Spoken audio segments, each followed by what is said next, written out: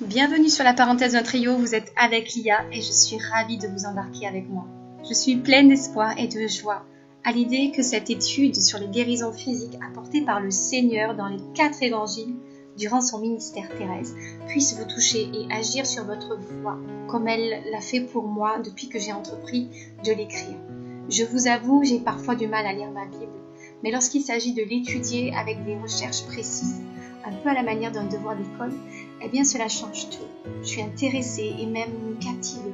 Quelques amis m'ont fait cette remarque qu'ils ont du mal aussi et ne comprennent pas toujours tout ce qui est écrit. Alors voilà comment cette aventure a démarré. Je n'ai pas la prétention de pouvoir vous apporter des faits nouveaux sur la Bible.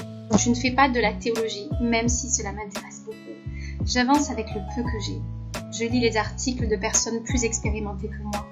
Et je ne me décourage pas pour connaître davantage Jésus. Chacun de nous peut à sa façon parler de notre Dieu, raconter ses bontés, s'exprimer en chansons, faire des raps, du dessin et tellement d'autres dons qu'il nous a accordés. Fais comme moi si ton cœur brûle. Qui t'en empêche? Vis ta Bible.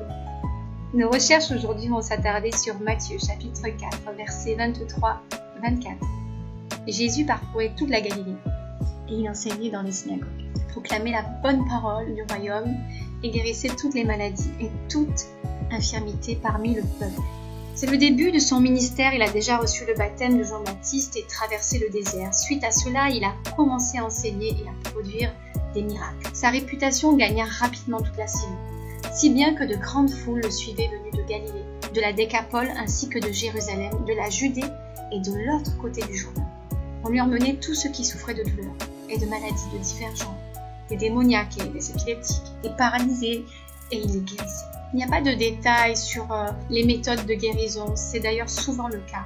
Et rappelons que peu importe la méthode employée par Jésus, ce n'est pas le procédé qui offre la guérison, mais bien la volonté de Dieu. Et les méthodes relatées ont souvent un sens de réflexion pour notre vie. Il ne fait rien au hasard, mais il nous appartient de vouloir nous poser plus de questions sur les raisons de ces gestes, comme des petits morceaux de pain semés qui nous aident à trouver le chemin de nos pensées et à fortifier notre vie spirituelle, à modifier avec son aide certains de nos comportements ou faux raisonnements. Jésus, à ce moment, a choisi, déjà dans le chapitre précédent, 4 pécheurs. Simon appelé Pierre, André son frère, Jacques et Jean, fils de Zébédée. Ils parcourent donc ensemble les environs et entrent dans les synagogues pour annoncer la bonne nouvelle du royaume. Jésus aurait pu faire tout cela seul, car il a reçu la puissance et l'autorité pour le faire. Il a choisi de s'entourer. C'est important de remarquer ce fait. Le Seigneur lui-même a fait ce choix de ne pas partir seul. Il a commencé cette étape importante de son ministère en s'entourant de personnes choisies.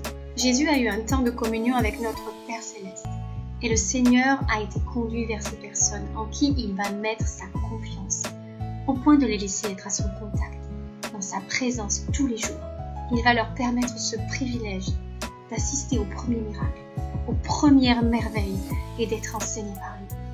C'est vraiment un encouragement, non seulement à réaliser que Jésus peut guérir toutes sortes de maladies, d'infirmités, qu'elles soient spirituelles, qu'elles soient mentales, qu'elles soient physiques, mais aussi qu'il ne cesse dans ses actes de confirmer sa parole, qui nous enseigne qu'il est doux de demeurer ensemble.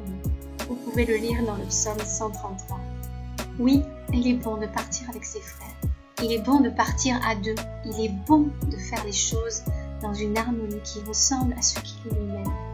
C'est-à-dire qu'il est au sein de la Trinité, et donc il exprime sur la terre ce qu'il voit son Père faire.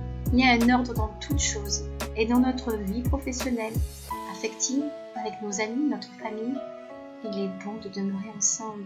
C'est aussi un des plus puissants moyens de pouvoir mettre notre caractère sous la bonne machette. Être émondé ne se fait pas sans être au contact des frères et des sœurs. Le mot « demeurer » en grec se dit « meno ». Il indique une constance, une régularité dans la façon dont on est ensemble. C'est bien plus profond que d'être juste l'un à côté de l'autre. C'est traverser les bonheurs et les difficultés ensemble et rester. Oui, il est bon d'être à deux, car si l'un tombe, l'autre le relève. Jésus nous montre le chemin en toutes choses. Il faut passer du temps ensemble pour se connaître et le connaître. Ce qu'il a reçu, il le partage.